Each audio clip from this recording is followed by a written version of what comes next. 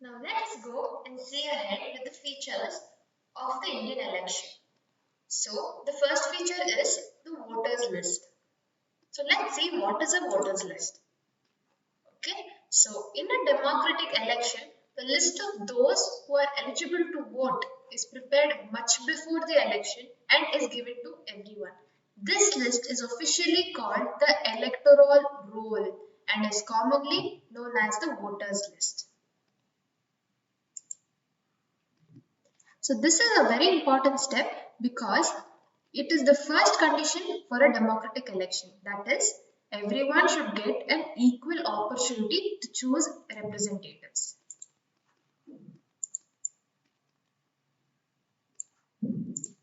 We have the principle of UAF that we discussed in the previous chapter.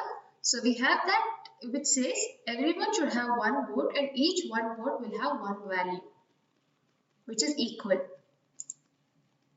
No one should be denied the right to vote without a good reason. Okay, so all of them deserve to have an equal say in decisions that affect them. In India, all the citizens aged 18 and above can vote in an election.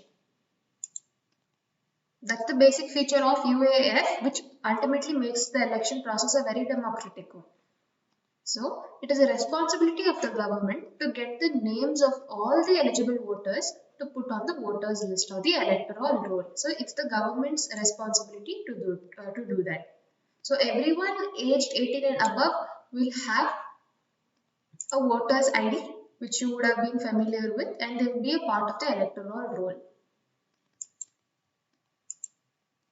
A complete revision of the voters list takes place every 5 years to ensure that it remains up to date. A new system of EPIC, that is Election Photo Identity Card, has been introduced in 1993 during the tenure of the CEC or the Chief Election Commissioner T.N. Seshan. So T.N. Seshan has been very instrumental in bringing up this entire concept called EPIC. So what is EPIC? Let us see. The voters are required to carry this EPIC card when they go out to vote so that no one can vote for someone else.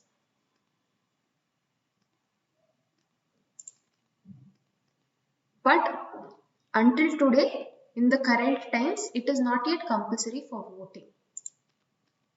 For voting, the voters can show any other identity like your Aadhaar or your ration card or your DL, anything of that sort. So this picture here shows the people with their respective EPIC, their photo identity card.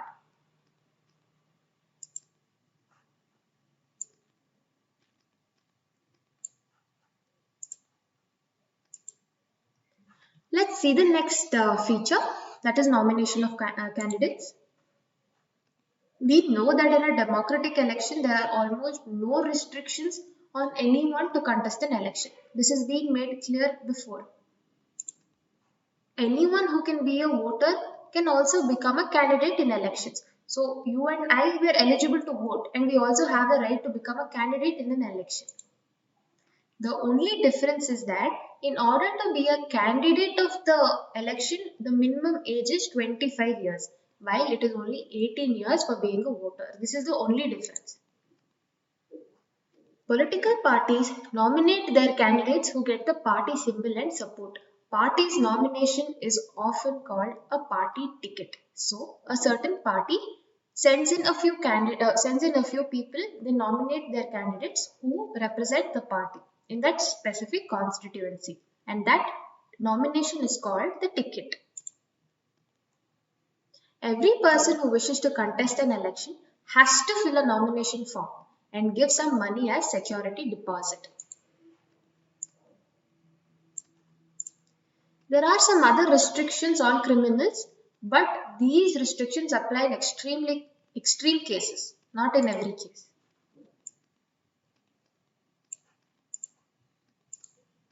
Let's see the recent developments that have taken place in this context. This is a picture of the nomination certificate that every candidate has to file before they contest into an election.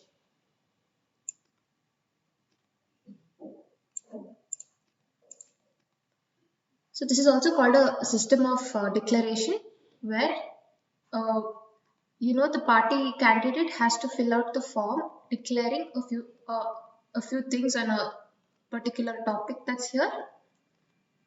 So this was a recent direction from the Supreme Court for its introduction. So let's see what they have to declare. Okay, so they have to give complete details of serious criminal cases pending against the candidate, details of the assets and liabilities of the candidate and his or her family also. Then we have educational qualifications of the candidate. And this information, whatever is being filed here, has to be made public. So you and I will have an idea of what are the things that contestant is declaring.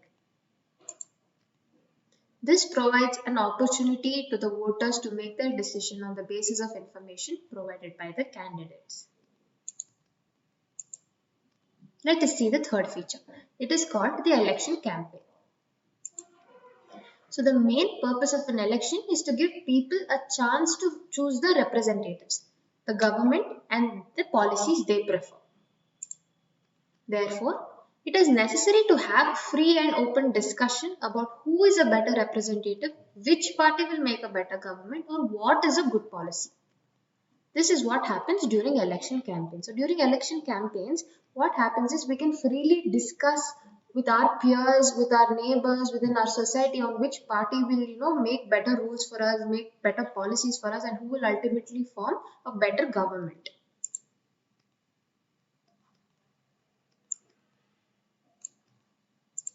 In India, such campaigns take place for a 2-week period between the announcement of the final list of candidates and the date of polling. Date of polling means the day we go out and vote. During this period, the candidates contact their voters, political leaders, address election meetings, and political parties mobilize their supporters. Newspapers and television news are full of election-related stories and debates. Example, like what political parties will be, providing to the citizens once they're elected. In election campaigns, political parties try to focus public attention on some big issues. They want to attract the public to that issue and get them to vote for their party on that basis. So this depends on every different party. A certain party might pick on some kind of issue that's in the news in the recent past. There might be another party that's hitting on another issue.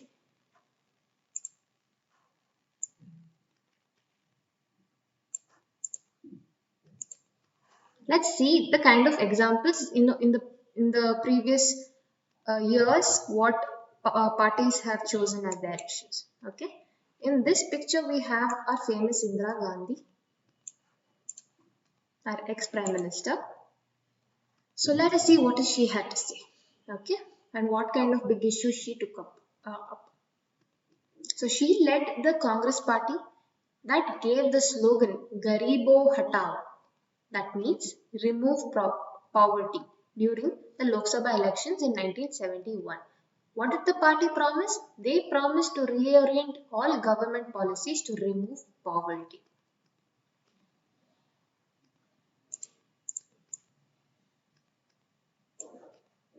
Let's see another figure, Jayaprakash Narayan, and what was his promise. So he led the Janata Party that gave the slogan Save Democracy during the Lok Sabha elections 1977. The party promised to undo the excesses committed during the emergency and restore civil liberties and give people their rights. Let us see another figure, N.T. Rama Rao, and what he has had to say. So he led the Telugu Desam Party, that is TDP, that gave the slogan Protect the Self-Respect of the Telugus during the Andhra Pradesh State Assembly elections 1983. So these are the different issues that they gave a voice to, so people can make a better opinion at choosing their representatives. It is sometimes necessary to regulate campaigns to ensure that every political party and candidate gets a fair and an equal chance to compete. So let us see, according to our election law, what is not allowed. Okay.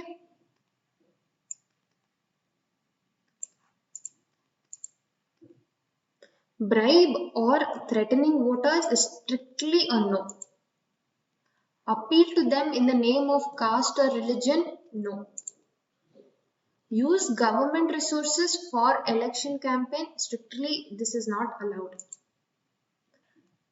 They cannot spend more than 25 lakh in a constituency when it comes to Lok Sabha election and or rupees 10 lakh in a state assembly election.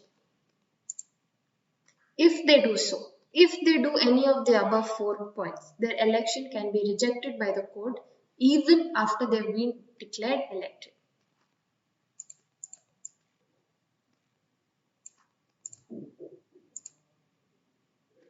So this is one of the election campaign that happens. This is a picture of it. In addition to the laws, all the political parties in our country have agreed to a model code of conduct for election campaigns. Let us see what is the model code of conduct. So in the model code of conduct, no party or candidate can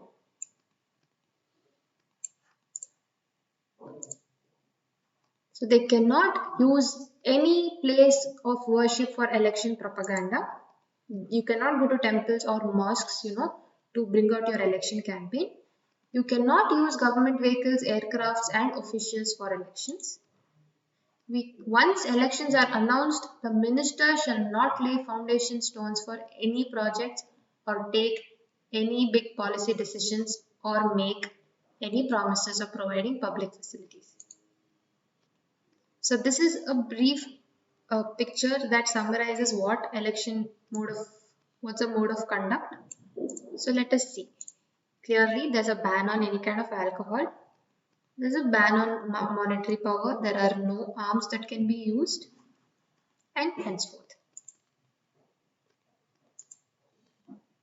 The next feature we're going to go see ahead is polling and counting of votes.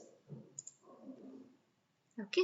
So this is the final stage of an election where you and I step out and go give in our vote, where we get the blue kind of ink mark on your hand.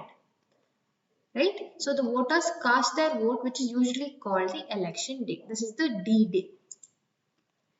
Every person whose name is on the voters list can go to a nearby polling booth situated in a local school or a government office.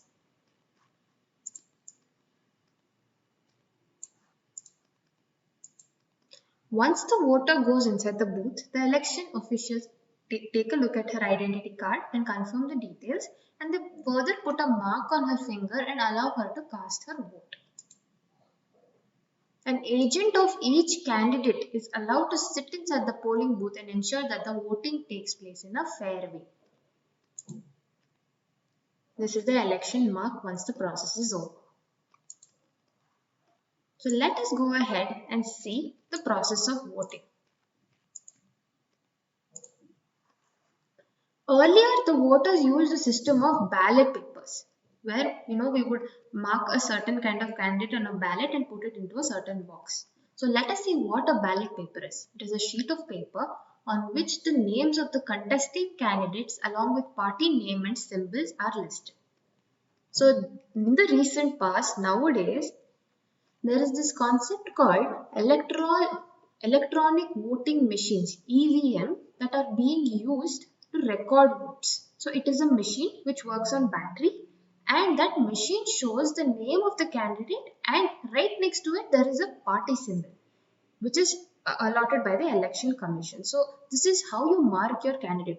It's a completely electronically formed method. Okay, so let us see detailed of how the process happens. Firstly, the voter has to press the button against the name of the candidate she is voting for.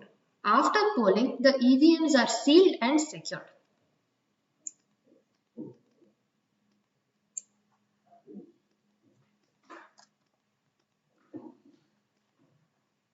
Further, fixed date, the EVMs are opened and the counting begins. Candidate securing the highest number is obviously declared elected and hitherto will form the government.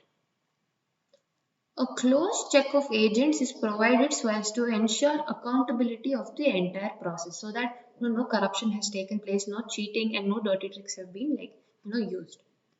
Media plays an important role in this regard. So media records everything.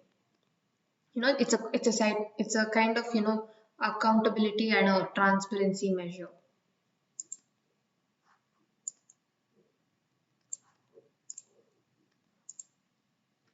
So let us see ballot papers. So ballot papers have the candidate and their party symbol right next to it. So this is a detailed picture of a ballot paper. So this is the name of the candidate and right next to it is the party symbol that's been allotted by the Election Commission.